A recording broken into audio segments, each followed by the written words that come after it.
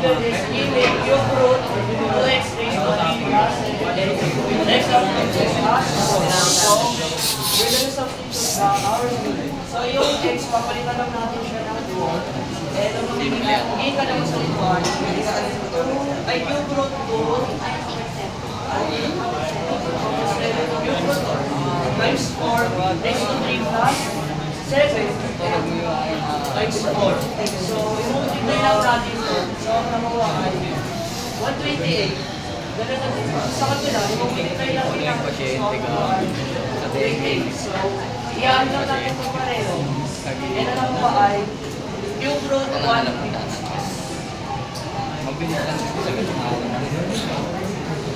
Okay.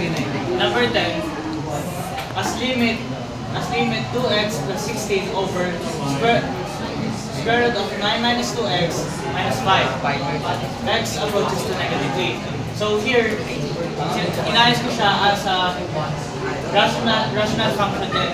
And to limit x approaches to negative 8, x plus 16 over square root of 9 minus 2, limit x approaches to negative 8, x minus 5.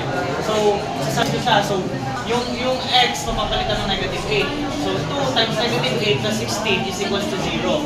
And here, square root of 9 minus 2 times negative 8 minus 5 is square root of 20. Ngayon, dahil nga 0 siya, yung pag dinivide mo siya, hindi mo na siya pwede i-divide. Kaya mangyayari, magiging equal to 0 kasi ano siya, type ng limit niya is rational function involving square root.